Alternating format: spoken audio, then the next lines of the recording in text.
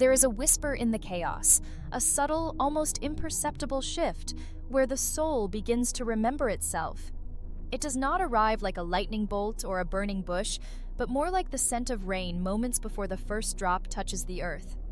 You feel it before you can explain it, a sudden disinterest in the noise that once fascinated you, a haunting silence that seems more alive than any sound, a sensation like standing at the edge of a cliff, knowing there's no return to who you were before. This is where it begins. This is the threshold of true spiritual transformation. Stay with me until the end of this video, because what we are about to unravel may very well be the mirror you didn't know you needed. If you haven't already, subscribe to the channel, not for the algorithms, but because the journey ahead is not linear, and you'll want to stay anchored as we spiral deeper through the layers of self, soul, and source.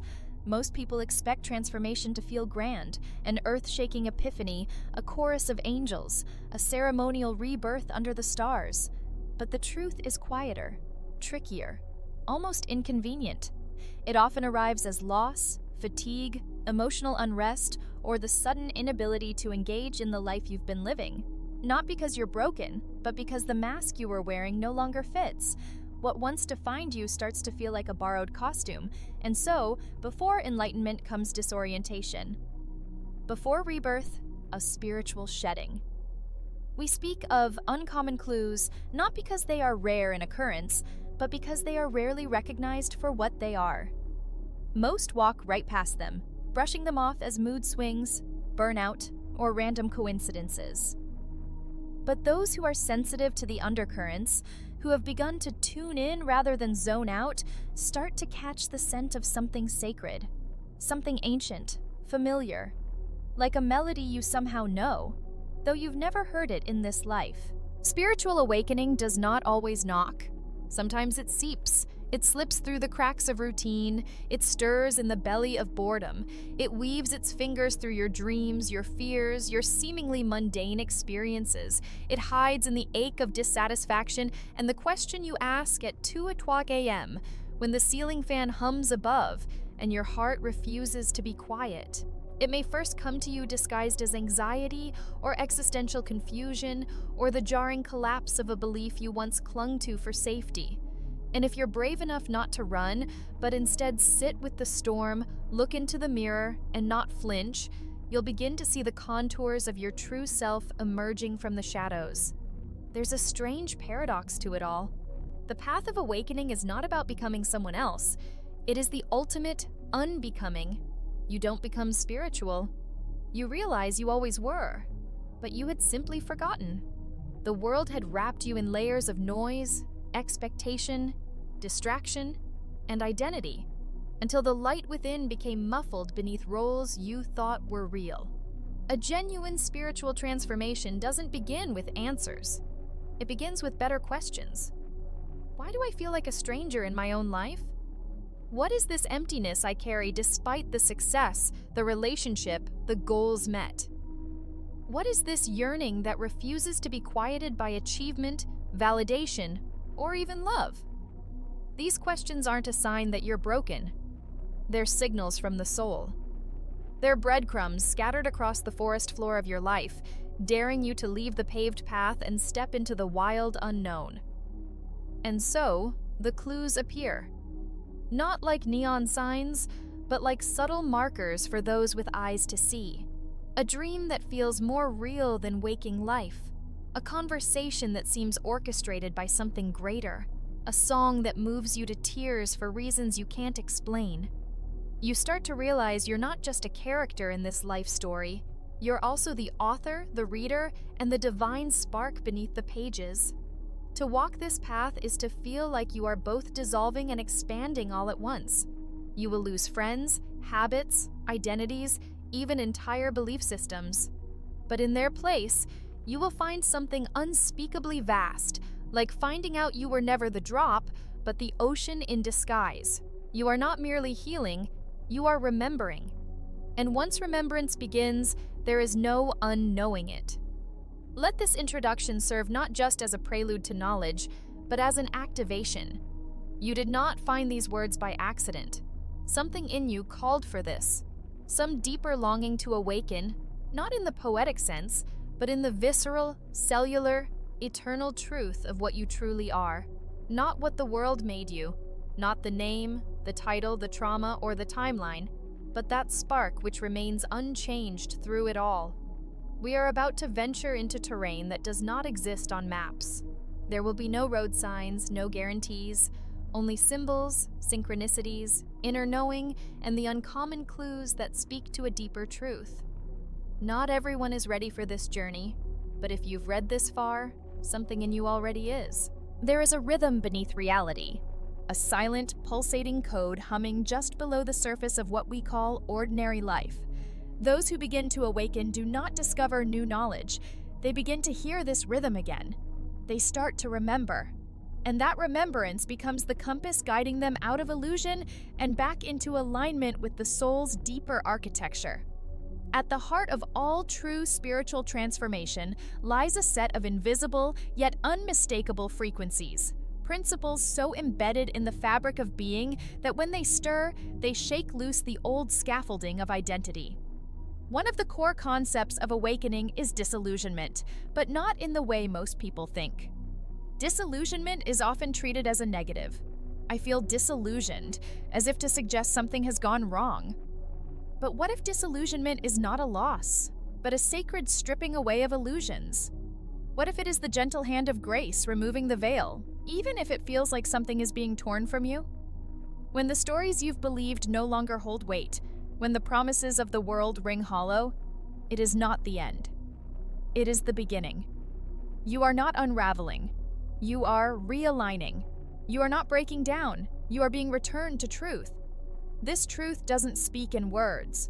It speaks in feeling. It shows itself through patterns, symbols, mirrors, and those patterns often repeat themselves until you finally see what they are trying to show you. Perhaps you keep attracting similar people into your life, those who drain you, belittle you, or abandon you. Perhaps you repeatedly find yourself lost in cycles of overwork, burnout, and emptiness. These aren't just coincidences. These are messages, vibrational codes embedded in your experience, asking not, "Why is this happening to me?" but rather, "What part of me is still asleep to my worth, my light, my freedom?" The next core principle is inner conflict as initiation. People often believe spiritual awakening should bring peace, but the truth is it often brings pressure, friction, a sense of being pulled in two directions, between the life you've built and the life that is calling you. You may find yourself standing in rooms that once felt warm and now feel cold. You may speak words that echo back to you as false. You may begin to mourn a self you can no longer pretend to be. And it feels like a tearing because it is. You are being pulled out of the false shell that once kept you safe but now suffocates your growth. This conflict is sacred. It is the dark night before the dawn, and the pain of it is not punishment, it is pressure. The same pressure that turns coal into diamond, the same force that cracks the seed open so the tree can emerge. You are not being destroyed, you are being initiated. Another theme emerges here, the collapse of linear time. As transformation deepens, the soul begins to pull consciousness away from the clock. You start to notice time warping. An hour feels like a minute, or a minute stretches into a lifetime. You may revisit dreams from childhood with sudden clarity, or feel déjà vu so powerful it stops you mid-step. The veil thins, and you sense that past, present, and future are not as separate as they once seemed. This, too, is a clue. You are slipping into the space where spirit speaks, and then there is loss, not as tragedy, but as spiritual alignment. The universe begins to rearrange your reality to match your soul's new frequency. Sometimes that means relationships end, careers fall apart.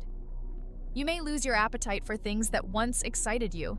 People might say you've changed, and they'll be right. But this change is not betrayal, it is liberation. A flower is not being disloyal when it outgrows the seed pod. It is simply becoming what it was meant to be. Throughout all of this, another core concept rises like the sun behind the clouds: radical honesty. Not the kind you speak to others, but the kind that turns inward and asks, "Where am I hiding from myself? The transformation demands it. You cannot wear masks and walk this path. You cannot hold on to old stories and expect new frequencies to arrive. This honesty becomes your sword and your salve. It cuts through illusion, but it also heals the wound left behind by falsehood. And as these layers fall away, time, identity, attachment, avoidance, you begin to feel something ancient stirring within. It may not yet have a name, but it has a resonance, like a tuning fork struck in the center of your chest. You may walk through the same streets and sit at the same desk, but everything feels different. The colors are deeper. The silence is louder. You are seeing with new eyes, not the ones in your head, but the ones behind them. This is the essence of the clues we call uncommon. Not because they are unseen, but because they are rarely understood. The world trains us to focus outward, but the soul whispers inward. And those who choose to listen, those who dare to follow the clues even when it costs them comfort, certainty, or company, are the ones who begin to awaken not just spiritually, but truthfully. For the truth is, the divine is not above or beyond you. It is within. It always has been. But until the false self crumbles, the soul remains buried. And it is this unearthing, this sacred remembering, that marks the beginning of everything. Let us now enter the dream layer of this journey, the place where symbols speak more clearly than facts, where truth is whispered through metaphor, and the soul decodes meaning through imagery that bypasses the rational mind. All spiritual transformation carries with it an archetypal echo. It does not unfold as a checklist, but as a myth repeating itself in countless variations across the inner landscape of humanity. To awaken is not simply to change, it is to step into an ancient story you didn't know you were living. One of the most common symbols that appears during a true spiritual transformation is that of the mirror, but not the polished one hanging in your bathroom.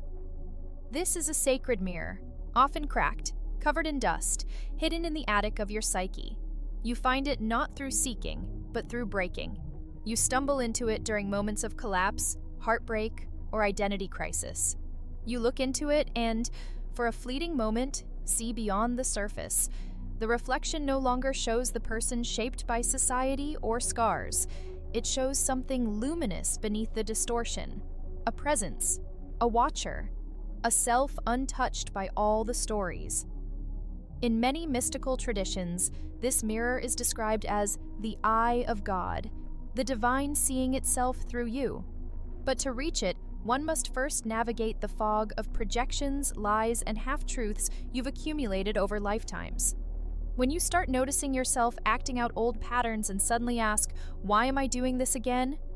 that is the mirror flickering. When you hear your own voice and sense that it's echoing someone else's expectations, that is the mirror calling. Another symbolic narrative is that of the burning house, a structure you've lived in for years, maybe your whole life, that suddenly catches fire. This house may represent your career, your relationships, your religious identity, or even your own self-image.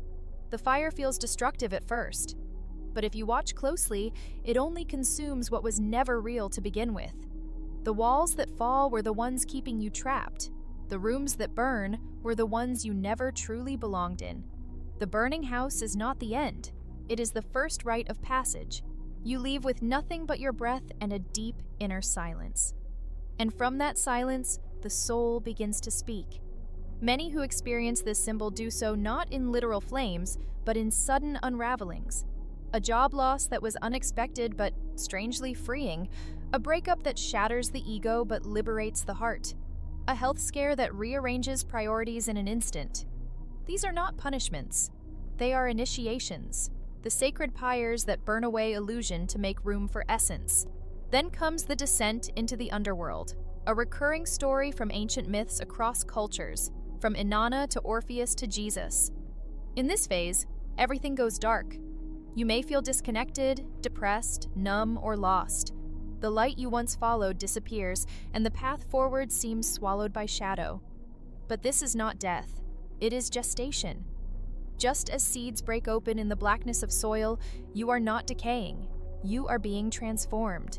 In the underworld, your senses heighten.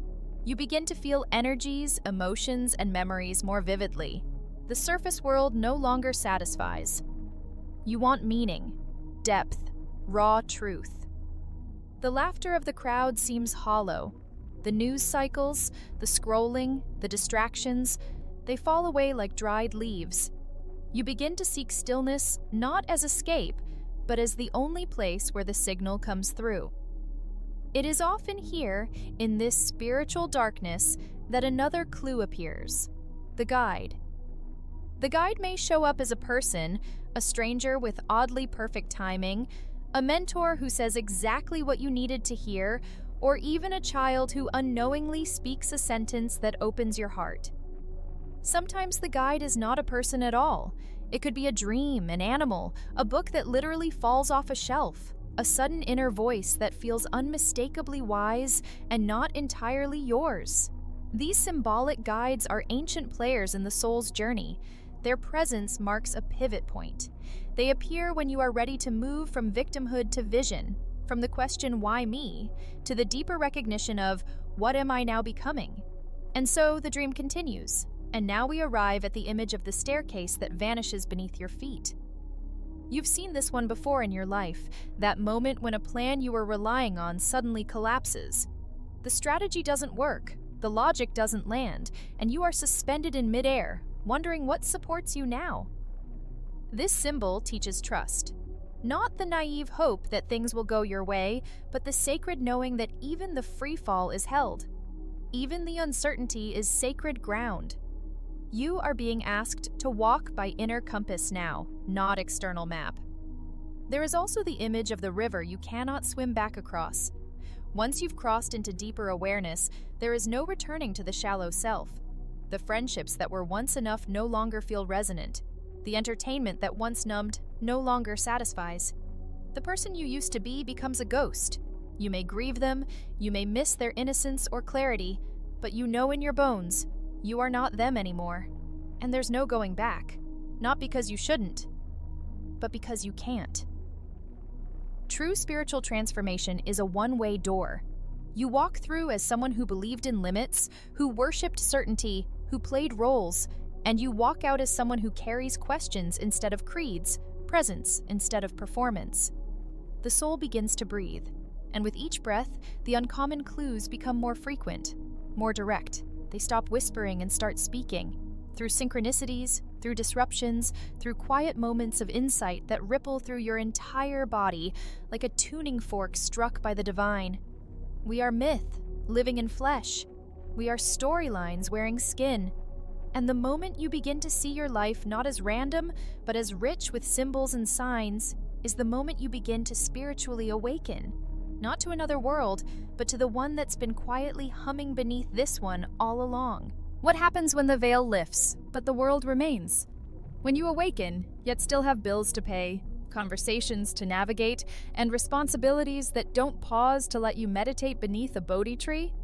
This is where the mystical meets the mundane, where transformation is no longer just an inner flame, but a reordering of how you walk, speak, choose, and live. Integration is not as romantic as awakening. It is more grounded, messier, more demanding, but it is also where the sacred begins to shape the real. You wake up, but your job hasn't. You see the illusion in the systems around you, how so much of modern life is designed to numb, distract, and fragment, but you're still within it. So how do you navigate the noise once you've heard the silence? You begin by honoring presence as a non-negotiable, not in abstract, but in practical form. Washing dishes becomes a meditation. Driving in traffic becomes breathwork. Listening to a friend becomes a devotional act. You are no longer just doing life, you are embodying soul through every ordinary gesture. There will be moments when this feels impossible, when the old patterns pull at you like gravity, when the hunger for distraction returns like a ghost craving one more dance. But transformation does not demand perfection. It asks only for your participation. When you fall asleep again, as you inevitably will, the path remains. The clues continue. The invitation to return is endless. That's the grace of it all. You cannot fall so far that your soul forgets you. Many people discover that the greatest integration happens in moments of conflict, when you're triggered, overwhelmed, pushed. It's easy to feel awakened when surrounded by incense and soft music, but the real test is in how you respond when criticized, when your ego is poked, when your fear is activated. Integration means noticing the rise of the old reaction and choosing presence anyway. It means pausing, feeling, asking, who is speaking right now, my fear, my wound, or my soul? As you become more attuned, you'll find that life begins to respond differently to you. Conversations shift. Some fall away entirely. Certain people no longer call, while others, often strangers, arrive with messages, energy, and depth that seem orchestrated by something greater. This is not magic. This is resonance. You are broadcasting a different frequency, and reality is echoing it back. Another very real implication is emotional release. As the soul surfaces, so do the shadows. Childhood griefs you thought were long buried may erupt in tears at seemingly unrelated events. You may find yourself mourning a version of yourself that never got to live. You may feel an overwhelming tenderness for the suffering of others, or even the earth itself. This is not weakness. This is the melting of armor, the reopening of what once closed in order to survive. To integrate your awakening is to allow yourself to feel again, not just joy, but rage, sorrow, awe. This emotional openness will require boundaries, paradoxically. Not all energies can accompany you into the next phase. You'll begin to notice who drains you, who distorts your frequency, who keeps you looping in smallness. The impulse to please others may clash with the need to protect your energy.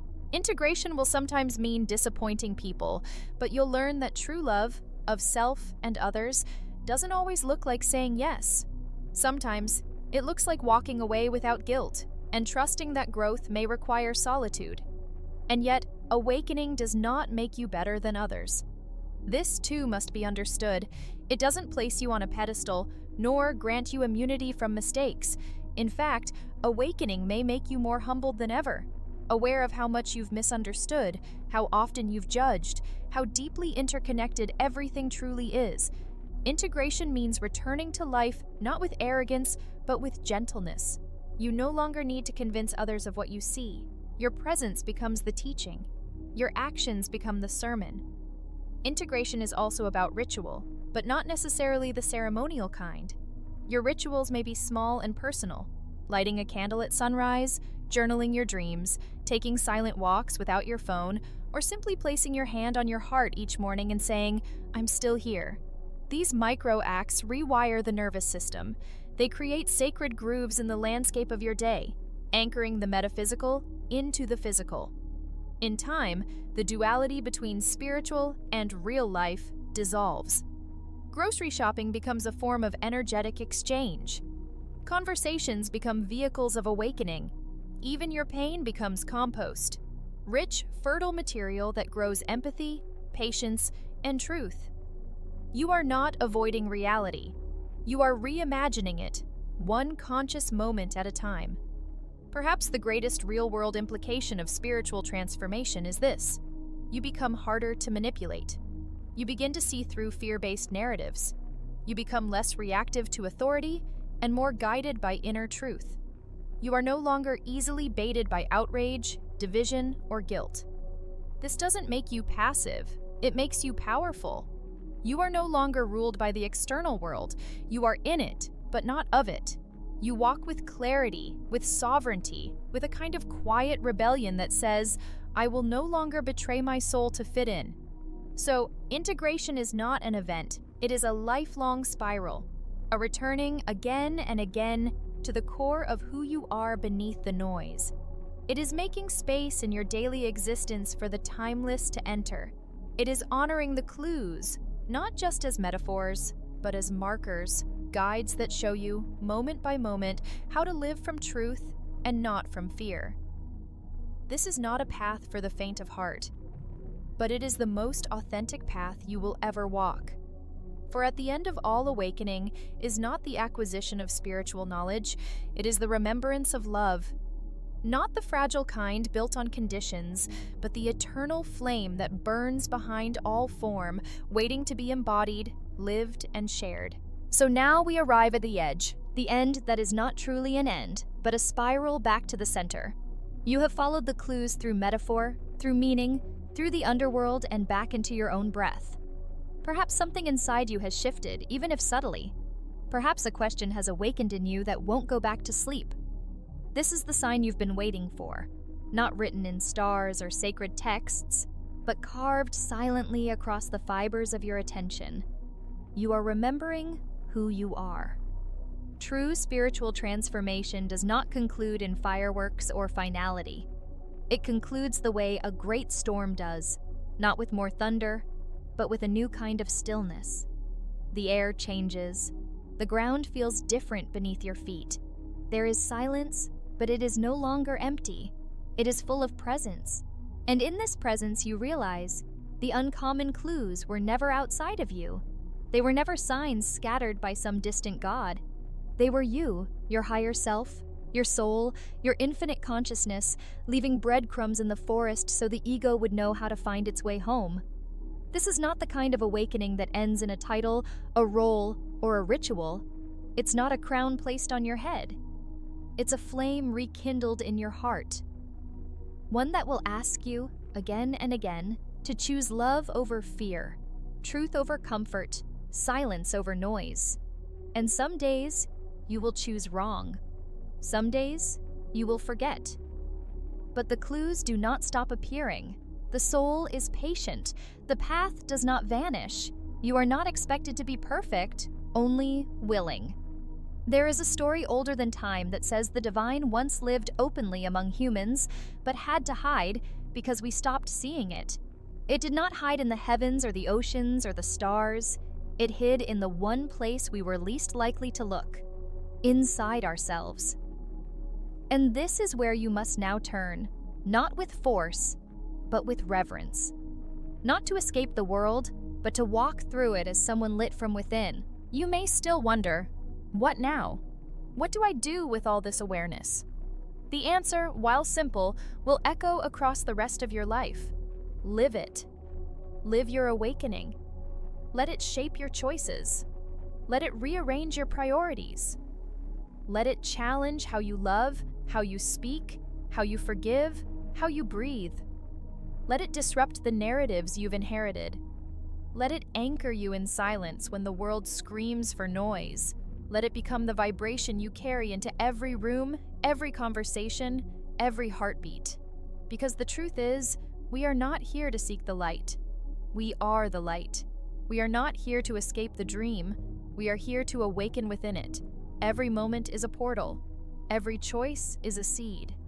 And once you start seeing with awakened eyes, the entire world becomes a living scripture, alive with symbols, synchronicities, and silent invitations to return to love.